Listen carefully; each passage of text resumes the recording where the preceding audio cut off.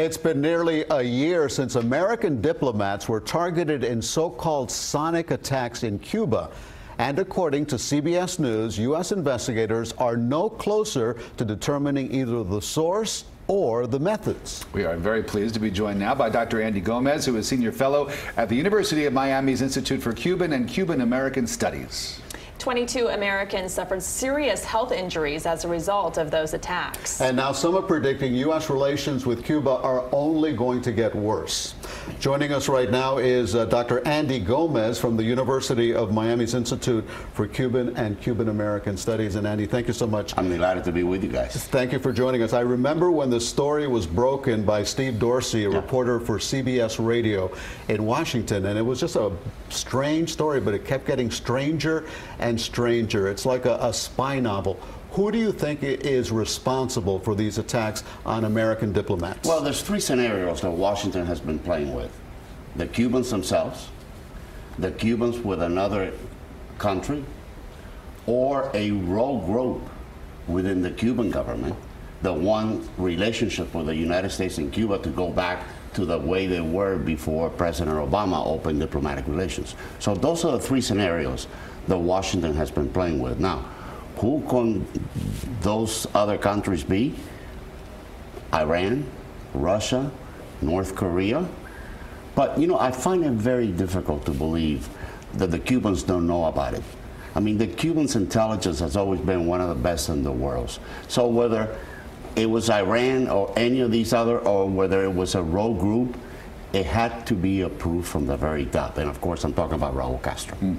And of course, a lot of people, guessing or, predicting that maybe this was an effort to step back on the normalization process between the U.S. and Cuba. And it sounds like it's succeeding, if that's the goal.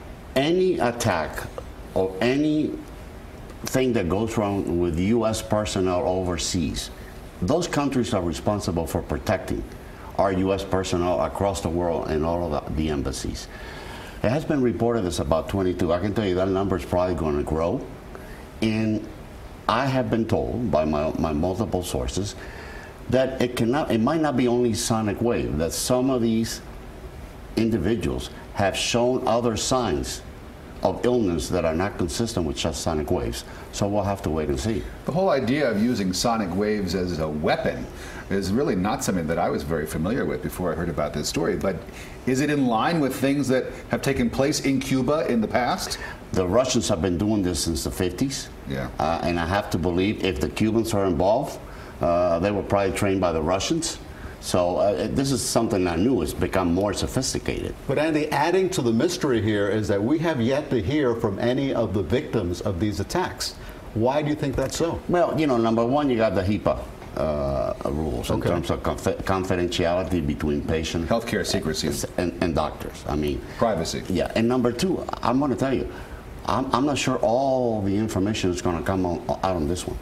I mean, what I keep hearing, is a lot of scenarios being built. I like to go by facts, and I haven't looked at the facts themselves, but my very good sources in DCs are indicating to me that we know quite a bit of what has taken place and most likely who did it.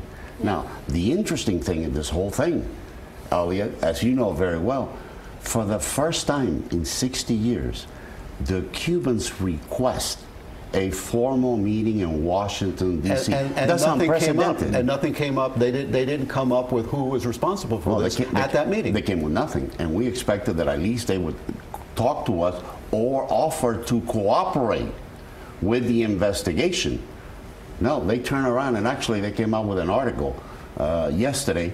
Two of the Cuban academics put it up on Facebook that NASA had installed equipment at our embassy for communication and have malfunctioned. But again, it doesn't make sense if the Cubans are benefiting by better relations that they would now do something to sabotage those relations and set those relations back. Well, but you got to be careful with that, because do they want better relations with the United States, or do they want better relations and continue to improve the relations with the rest of the world? And keep in mind, there are countries that are our allies that are investing in Cuba So the Cubans want to make sure that the United States, to some extent, keeps some kind of relationship so they're not able to influence those allies and from pulling back from Cuba. Okay. Dr. Andy Gomez, Senior Fellow at the University of Miami's Institute for Cuban and Cuban American Studies. Always good to get insight from you. Good to be with you. Thank you so much. Thank you very much.